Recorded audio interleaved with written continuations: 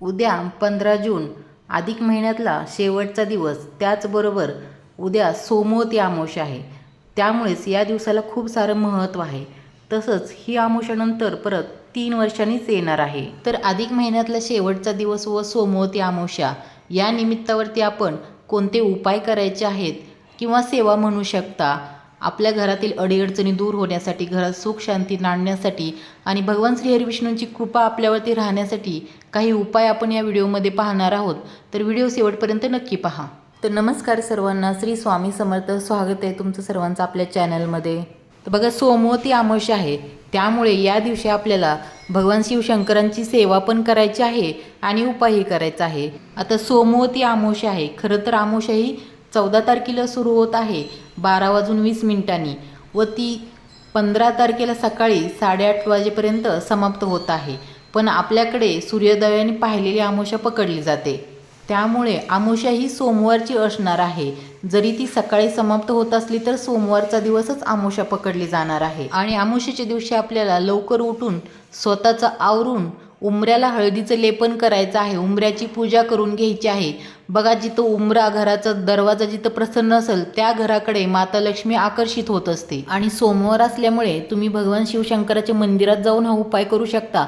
आणि जर मंदिर जवळ नसेल तर घरी तुमच्याकडे शंकराची पिंड असेल, म्हणजे महादेवाची पिंड असेल, तर तुम्ही घरच्या घरी पण हा उपाय करू शकता.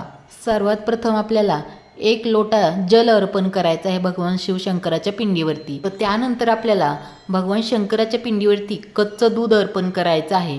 कधीही दूध अर्पण करताना कच्चं दूधच अर्पण करायचं असतं. आणि दूध अर्पण करत असताना आपल्याला मंत्र पठण करायचं आहे. ओम नमः शिवाय हा मंत्र तुम्ही 108 वेळेस पठण करू शकता किंवा मग तुम्ही शिवस्तुती स्तोत्र पठण करू शकता.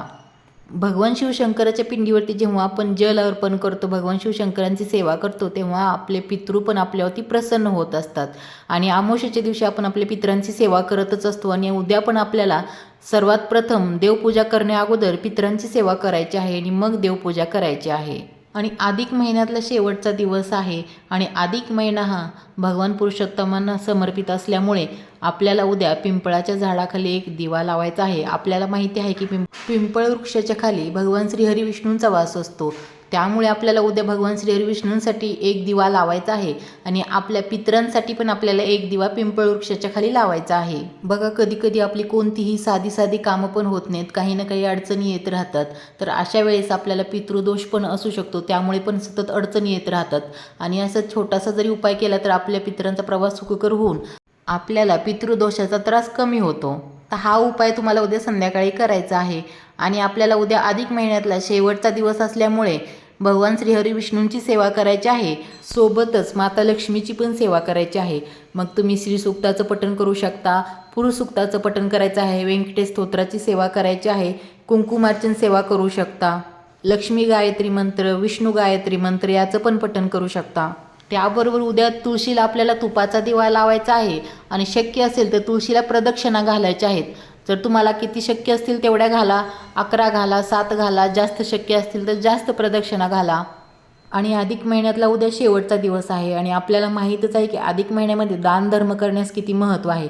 त्यामुळे उद्या छोटीशी वस्तू तरी आपण दान करायची आहे. मग तुम्ही कोणतीही वस्तू दान करू शकता. तुम्ही कोरडा शिधा पण दान करू शकता किंवा तुम्ही तुपाची छोटीशी बॉटल पण दान करू शकता. आणि अधिक महिन्यामध्ये सर्वात जास्त महत्त्व आहे ते दीपदानाला. त्यामुळे जर पूर्ण महिन्यामध्ये तुम्ही काहीच केलं नसेल तरी 1 दिवसामध्ये तुम्ही पूर्ण महिन्याचं पुण्य मिळवू शकता.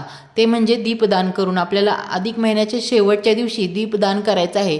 आणि जर तुम्ही महिनाभर केलं असेल तरी पण शेवटच्या दिवशी तुम्हाला दीपदान करायचं आहे. मग तुम्ही 33 दिवे लावू शकता किंवा 21 दिव्याचं दान करू शकता किंवा 33 वाती घेऊन एकच पंथी लावून ते पण दान करू शकता. तुम्ही दीपदान आपल्या घरातल्या तुळशीसमोर पण करू शकता. आणि उद्या अधिक महिन्यातली अमावस्या आहे, त्याबरोबर सोमवार पण आहे. त्यामुळे आपल्या घराकडे कोणाची वाईट नजर येऊ नये, घराला दृष्ट लागू नये, यासाठी आपल्याला घराच्या मुख्य प्रवेशद्वारावरती कोहळा बांधायचा आहे. कोहळा बांधताना अशा ठिकाणी बांधायचा आहे की आपण स्वतः किंवा आपल्या घरी कोणी येणं जाणारे त्या कोहळ्याच्या खालून आले पाहिजेत, अशा ठिकाणी आपल्याला कोहळा बांधायचा आहे. आणि कोहळा आणल्यानंतर त्याची पूजा करायची आहे. त्याच्यावरती कुंकवाने आपल्याला स्वस्तिक काढायचं आहे. बाजूला 2 बोटे ओढायचे आहेत कुंकवाचे आणि त्याच्यावरती काजळाने काळी रेषही ओढायची आहे आणि मग कोहळा बांधायचा आहे. घराच्या बाहेर कोहळा बांधल्यामुळे निगेटिव्ह शक्ती किंवा वाईट दृष्टी जी असती ती कोहळा स्वतःमध्ये खेचत असतो. त्यामुळे घराच्या बाहेरच आपल्याला कोहळा बांधायचा असतो. आणि कोहळा बांधण्यासाठी आपण अमावास्येला बांधू शकतो किंवा शनिवारी पण बांधू शकतो किंवा पौर्णिमेच्या दिवशी पण कोहळा बांधलेला चालतो. आणि असं म्हटलं जातं की एखादी वाईट नजर किंवा निगेटिव्ह शक्ती जेव्हा कोहळा स्वतःमध्ये खेचतो तेव्हा तो कोहळा खराब होतो. आणि असा खराब झालेला कोहळा लगेचच काढून तो एखाद्या अशा ठिकाणी विसर्जित करायचा आहे की जिथं कोणी त्याला ओलांडणार नाही आहे, कोणी जाणार नाही आहे, अशा ठिकाणी तो विसर्जित करायचा आहे. किंवा तुम्ही तो मग डस्टबिनमध्ये टाकून द्या. जर कोहळा खराब झाला तर तो जास्त दिवस तसाच ठेवायचा नाही, तो पटकन सोडून डस्टबिनमध्ये टाकून द्या. उद्या अधिक महिन्यातला शेवटचा दिवस असल्यामुळे आपण भगवान श्रीहरी विष्णूंची सेवा तर करायचीच आहे, पण या महिन्याची सांगता करताना आपल्याला प्रार्थना करायची आहे की माझ्याकडून जी काही तुमची सेवा झाली असेल या अधिक महिन्यामध्ये ती गोड मानून घ्यावी, ती तुमच्या चरणी समर्पित करत आहे असं म्हणून मनोभावे प्रार्थना करून नमस्कार करायचा आहे. आणि उद्या तुम्हाला जेवढी जास्तीत जास्त सेवा करता येईल तेवढी जास्त करण्याचा प्रयत्न करा, कारण अधिक महिन्यातली सेवा अधिक फळ देत असते. चला तर मग व्हिडिओत सांगितलेली माहिती आवडली असेल तर व्हिडिओला लाईक करा, कमेंट करा आणि चॅनलला अजून सबस्क्राईब केलं नसेल तर चॅनलला सबस्क्राईब करा. सबस्क्राईब करणं एकदम फ्री आहे आणि व्हिडिओला कमेंट पण करा. तुमच्या कमेंटमुळे मलाही समजेल की व्हिडिओ कशा प्रकारचे बनवायला हवेत.